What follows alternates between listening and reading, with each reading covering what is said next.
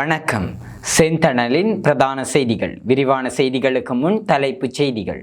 தமிழக மே 17 இயக்க ஒருங்கிணைப்பாளருடன் தமிழ் தேசிய பேரவை முக்கிய சந்திப்பு. இன்று முதல் பேருந்து கட்டணங்களில் ஏற்படும் மாற்றம். ஜூலை முதல் செப்டம்பர் வரையான காலத்தில் எல்னினோ தீவிரமடையும், இலங்கைக்கு கடும் எச்சரிக்கை. மேல்மாகாண வைத்தியசாலைகளில் இக்கட்டான நிலை, மரணங்கள் அதிகரிக்கலாம் என்றும் எச்சரிக்கை. நாடு முழுவதும் மருந்து தட்டுப்பாடு, தனியார் வைத்தியசாலைகள் பாதிப்பு, வைத்தியர் எச்சரிக்கை. வர்த்தகர்களிடம் பெருந்தொகை பணம் அபகரித்த 2 சகோதரிகள் கைது. எரிபொருளுக்கான QR குறியீட்டு முறைமை தொடரும், வெளியான அறிவிப்பு. யாழ் மாதகளில் கோர விபத்து, சம்பவ இடத்திலேயே முதியவர் பலி. நீர்கொழும்பு சிறைச்சாலையில் இரத்தக்களரி, 25 பேர் பலி, 100க்கும் மேற்பட்டோர் காயம். பேக்கரி உற்பத்தி பொருட்களின் விலைகள் குறித்து வெளியான அறிவிப்பு. இடிந்து விழுந்த 4 மாடி கட்டடம், 5 குழந்தைகள் உள்ளிட்ட 6 பேர் பலி. கம்யூனிச புற்றுநோயை ஆரம்பத்திலேயே வெட்டி எறிய வேண்டும் என டொனால்ட் ட்ரம்ப் அறிவிப்பு. தொடர்பென விரிவான செய்திகள். தமிழ் தேசிய மக்கள் முன்னணியின் தலைவர் கஜேந்திரகுமார் பொன்னம்பலம் தலைமையிலான தமிழ் தேசிய பேரவையின் பிரதிநிதிகள் தமிழகத்தின் பிரபல தமிழ் தேசிய அமைப்பான மே 17 இயக்கத்தின் ஒருங்கிணைப்பாளர் திருமுருகன் காந்தி மற்றும் அந்த இயக்கத்தின் முக்கிய உறுப்பினர்களை சந்தித்துள்ளனர். இந்த விசேட சந்திப்பு நேற்று தமிழக தலைநகர் சென்னையில் இடம்பெற்றுள்ளது. இதன்போது இலங்கையின் வடக்கு கிழக்கு மாகாணங்களில் தமிழ் மக்கள் எதிர்நோக்கும் சமகால அரசியல் நெருக்கடிகள், சர்வதேச மட்டத்திலான மனித உரிமை போராட்டங்கள் மற்றும் தாயக தமிழக தமிழர்களுக்கு இடையிலான சமூக பண்பாட்டு உறவுகள் தொடர்பில் ஆராயப்பட்டுள்ளன. தாயகத்திலும் சர்வதேச தளங்களிலும் தமிழ் மக்களின் சுயநிர்ணய உரிமை போராட்டத்தை முன்னோக்கி நகர்த்துவதற்கு இவ்வாறான சந்திப்புகள் மிக முக்கியத்துவம் வாய்ந்தவை என்றும் இருதரப்பு பிரதிநிதிகளும் சுட்டிக்காட்டினர். இந்த சந்திப்பில் தமிழ் தேசிய பேரவை மற்றும் மே 17 இயக்கத்தின் முக்கிய உயர்மட்ட பிரதிநிதிகள் பலரும் கலந்து கொண்டிருந்தமையும் குறிப்பிடத்தக்கது. வருடாந்த பேருந்து கட்டண திருத்தத்துக்கு அமைய இன்று முதல் புதிய கட்டண திருத்தம் நடைமுறைக்கு வருகிறது. அதன்படி இதுவரை 30 ரூபாவாக இருந்த ஆக குறைந்த பேருந்து கட்டணம் 34 ரூபாவாக அதிகரிக்கப்பட்டுள்ளது. இந்த கட்டண திருத்தத்தின்படி பேருந்து கட்டணங்களை 12% முதல் 20% வரை அதிகரிப்பதற்கு தேசிய போக்குவரத்து ஆணைக்குழு அண்மையில் அனுமதி வழங்கியிருந்தது. அதற்கு இணையாக சொகுசு பேருந்து கட்டணங்களும் அதிவேக வீடுகளுக்கான பேருந்து கட்டணங்களும் அதிகரிக்கப்பட்டுள்ளன. நடைமுறைக்கு வரும் புதிய பேருந்து கட்டண திருத்தம் குறித்து பேருந்து ஊழியர்களுக்கு தெளிவுபடுத்தி பயணச்சீட்டு வழங்கும் இயந்திரங்களை புதுப்பித்துக் கொள்ளுமாறு அறிவுறுத்தல்கள் வழங்கப்பட்டுள்ளன.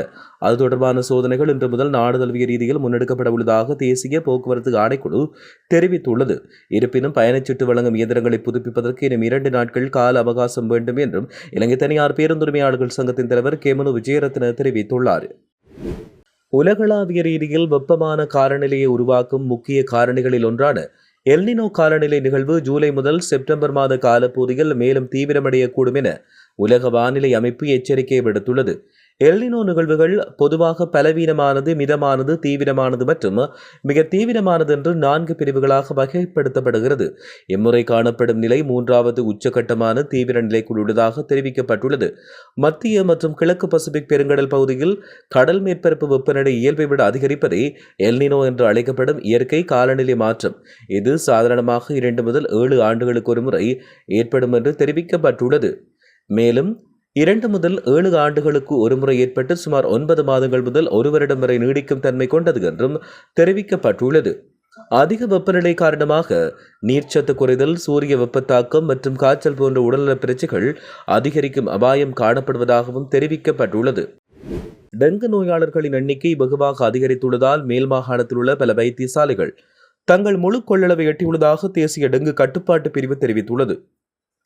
நோய் தொற்று பாதிப்புகள் வேகமாக அதிகரித்து வருவது வைத்தியசாலைகள் மீது கடும் நெருக்கடி ஏற்படுத்தியுள்ளதாகவும் இதனால் நோயாளிகளுக்கு போதுமான சிகிச்சை அளிப்பது மிகவும் கடினமாகி வருவதாகவும் வைத்தியர் கபில கன்னங்கர குறிப்பிட்டார். தொற்றுக்குள்ளானவர்களின் எண்ணிக்கை தொடர்ந்து அதிகரித்தால் டெங்கு நோய் தொடர்பான உயிரிழப்புகளும் எண்ணிக்கையும் அதற்கேற்ப அதிகரிக்கக்கூடும் என்றும் எச்சரிக்கை விடுத்துள்ளார். நாட்டில் பதிவான மொத்த டெங்கு நோயாளர்களில் 59,638 பேரில் 52.4% மேல் மாகாணத்தைச் சேர்ந்தவர்கள் என்றும் தெரிவிக்கப்பட்டுள்ளமை குறிப்பிடத்தக்கது.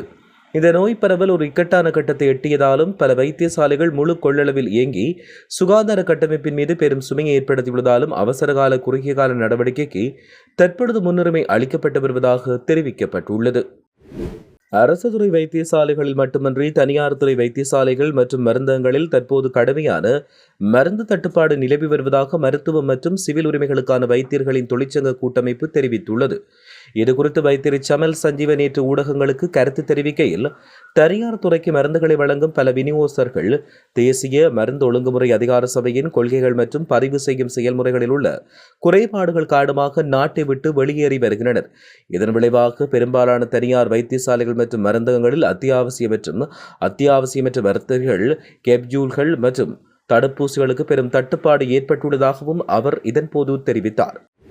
பல்வேறு வர்த்தகர்களிடமிருந்து பெருந்தொகை பணத்தினை கப்பமாக பெற்று அதை சிறைச்சாலைக்குள் இருக்கும் குண்டர்களின் வழக்குகளுக்கு செலவிட்ட 2 கைது செய்யப்பட்டுள்ளனர். பாணந்துறை பிரதேசத்தைச் சேர்ந்த குறித்த உடன்பிறந்த சகோதரிகள் தற்போதைக்கு நீதிமன்ற உத்தரவின் பேரில் விளக்கமறியலில் வைக்கப்பட்டுள்ளனர். சம்பவம் தொடர்பில் தெரிய வருகையில், அங்குணகொல பெலச சிறைச்சாலையில் இருக்கும் எம்பிலிபிட்டிய ருவன் என்று அழைக்கப்படும் பிரபல பாதாள உலக கும்பல் உறுப்பினரின் வழிகாட்டலின் கீழ் குறித்த சகோதரிகள் இருவரும் பல்வேறு வர்த்தகர்களிடமிருந்து பெருந்தொகை பணத்தை கப்பமாக பெற்றுக்கொண்டதாக தெரிவிக்கப்பட்டுள்ளது. நாட்டில் தற்போது நடைமுறையில் உள்ள QR குறியீடு அடிப்படையிலான எரிபொருள் விநியோக முறைமை எவ்வித தடையுமின்றி தொடர்ந்து முன்னெடுக்கப்படும் என இலங்கை பெட்ரோலிய கூட்டுத்தாபனத்தின் முகாமித்துவ பணிப்பாளர் மயூர நெத்திகுமாருக்கு தெரிவித்தார். இந்த திட்டத்தை நிறுத்துவதற்கு அரசாங்கம் எவ்வித தீர்மானமும் எடுக்கவில்லை என்றும் தெளிவுபடுத்தினார். நாட்டில் எதிர்காலத்தில் தடையின்றி எரிபொருள் விநியோகத்தை முன்னெடுக்க தேவையான நடவடிக்கைகள் எடுக்கப்பட்டுள்ளன. எனவே தற்போதைய விநியோக முறைமையில் மாற்றங்கள் ஏற்படலாம் என பொதுமக்கள் அச்சமடைய தேவையில்லை. எரிபொருள் ஒதுக்கீடு அளவை அதிகரிப்பதற்கோ அல்லது குறைப்பதற்கோ எந்தவிதமான நடவடிக்கைகளும் எடுக்கப்படவில்லை என்று தெரிவிக்கப்படுகிறது. யாழ்ப்பாணம் மாதகல் பகுதியில் இடம்பெற்ற விபத்தொன்றில் முதியவர் ஒருவர் உயிரிழந்தார். இந்த விபத்து சம்பவம் இன்று காலை இளவாலை காவல்துறை பிரிவுக்குட்பட்ட மாதகட் பகுதியில் இடம்பெற்றுள்ளது. இதன்போது நல்லையான் வீதி சில்லானையைச் சேர்ந்த சாம் தவராசா வயது 80 என்பவரை இவ்வாறு உயிரிழந்துள்ளதாக தெரிவிக்கப்படுகிறது. மேலும் கடல்சார் சூழல் பாதுகாப்பு அதிகார சபையின் வாகனமும் குறித்த முதியவர் பயணித்த மோட்டார் சைக்கிளும் மோதி இந்த விபத்து இடம்பெற்றுள்ளது. இதன்போது குறித்த முதியவர் சம்பவ இடத்திலேயே உயிரிழந்தார். அவரது சடலம் தற்போது யாழ்ப்பாண போதனா வைத்தியசாலைக்கு கொண்டு செல்லப்பட்டுள்ளது. சம்பவம் குறித்து இளவாலை காவல்துறையினர் விசாரணைகளை மேற்கொண்டு வருவதாக தெரிவிக்கப்படுகின்றமையும் குறிப்பிடத்தக்கது. நீர்கொழும்பு சிறைச்சாலையில் நேற்று மதியம் வெடித்த மோதலால் இன்று காலை அது உச்சக்கட்டத்தை எட்டிய நிலையில் இதுவரை 25 கைதிகள் உயிரிழந்ததாக போலீசார் தெரிவித்தனர். அதன்படி இந்த வன்முறை சம்பவத்தில் 5 சிறைச்சாலை அதிகாரிகள் உள்ளிட்ட 25 பேர் உயிரிழந்துள்ளனர். 100க்கும் மேற்பட்டோர் காயமுற்று நீர்கொழும்பு வைத்தியசாலையின் அவசர சிகிச்சை பிரிவில் அனுமதிக்கப்பட்டுள்ளனர். இதனிடையே சிறைச்சாலைக்கு உள்ளேயும் வெளியேயும் மீண்டும் ஒரு பதற்றமான சூழல் நிலவுவதாக தெரிவிக்கப்பட்டுள்ளது. உயிரிழந்தவர்கள் மற்றும் காயமடைந்தோரில் பலரது உடல்களில் துப்பாக்கி காயங்கள் காணப்படுவதாக வைத்தியசாலை வட்டாரங்கள் தெரிவிப்பதாக கூறப்படுகிறது. சுமார் 1800 கைதிகள் உள்ள இந்த சிறைச்சாலையில் பூரு மூனா பாதாள உலகக்குழுவுடன் தொடர்புடையதாக கூறப்படும் சுரேஷ் என்ற போதைப்பொருள் கடத்தக்காரரின் செல்வாக்கின் கீழ் இந்த மோதல் இடம்பெற்றதாக போலீசார் தெரிவித்தனர். மேலும் போதைப்பொருள் கடத்தல் தொடர்பான தகவல் ஒன்றை காட்டிக் கொடுத்த சம்பவமே இந்த மோதலுக்கு காரணமாக அமைந்துள்ளதாக தெரிவிக்கப்படுகின்றமையும் குறிப்பிடத்தக்கது. எரிவாயு விலை குறைக்கப்பட்டாலும் பேக்கரி உற்பத்திகளின் விலைகளை குறைக்க முடியாது என அறிவிக்கப்பட்டுள்ளது. இலங்கையில் லிட்ரோ மற்றும் லாப் நிறுவனங்கள் எரிவாயு விலைகளை குறைத்துள்ளதை தொடர்ந்து உணவகங்களில் விற்கப்படும் சில உணவுப் பொருட்களின் விலைகள் குறைக்கப்பட்டுள்ளன. ஃப்ரைட் ரைஸ், கொத்து, பரோட்டா மற்றும் சிற்றுண்டிகளின் விலைகள் குறைக்கப்படுவதாக அகில இலங்கை உணவக உரிமையாளர் சங்கத்தின் தலைவர் கர்ஷன ருக்ஷான் தெரிவித்தார். எனினும் பான், பனுஸ் உள்ளிட்ட பேக்கரி உற்பத்தி பொருட்களின் விலைகளை எவ்வகையிலும் குறைக்க முடியாது என அகில இலங்கை பேக்கரி உரிமையாளர்கள் சங்கத்தின் தலைவர் ஜெயவர்தன தெரிவித்துள்ளார். இனி சர்வதேச செய்திகள். 4 மாடி குடியிருப்பு இடிந்து விழுந்த விபத்தில் 5 குழந்தைகள், ஒரு பெண் உள்ளிட்ட 6 பேர் உயிரிழந்துள்ளதாக இந்திய ஊடகங்கள் செய்தி வெளியிட்டுள்ளன. இச்சம்பவம் நேற்றிரவு மும்பையின் மான்கூடு பகுதியில் இடம்பெற்றுள்ளது. பலியானோரில் 4 பேர் ஒரே குடும்பத்தைச் சேர்ந்தவர்கள் என்றும் பிருஹன் மும்பை மாநகராட்சி அதிகாரிகள் தெரிவித்தனர். கனமழை காரணமாக இந்த 4 மாடி கட்டடம் இடிந்து விழுந்தது என்றும் விபத்துக்குள்ளான கட்டடம் சட்டவிரோதமாக கட்டப்பட்டது என்றும் உள்ளூர் அதிகாரிகள் தெரிவித்தனர்.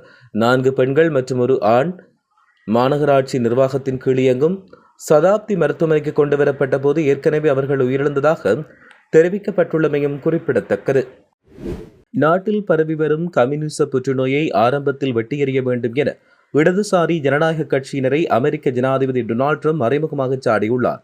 அமெரிக்காவில் தபால் மூலமான வாக்குப்பதிவுகளுக்கு கடுமையான கட்டுப்பாடுகளை விதிக்க வேண்டும் என்றும் வாக்காளர் பதிவுகளுக்கு குடியுரிமை சான்றிதழை கட்டாயமாக்க வேண்டும் என்றும் நாடாளுமன்றத்தை அவர் வலியுறுத்தினார். ட்ரம்பின் நிர்வாகத்தால் அமைக்கப்பட்ட ஃப்ரீடம் 250 குழுவினர் இந்த சுதந்திர தின விழாவை ஒரு மாபெரும் மாநில கண்காட்சி போல் மாற்றியுள்ளனர். இதற்கு பல ஜனநாயக கட்சி மாநிலங்கள் மற்றும் கலைஞர்கள் எதிர்ப்பு தெரிவித்து விழாவை புறக்கணித்துள்ளதாகவும் தெரிவிக்கப்பட்டுள்ளது. இத்துடன் செய்திகள் நிறைவடைகின்றன. வணக்கம்.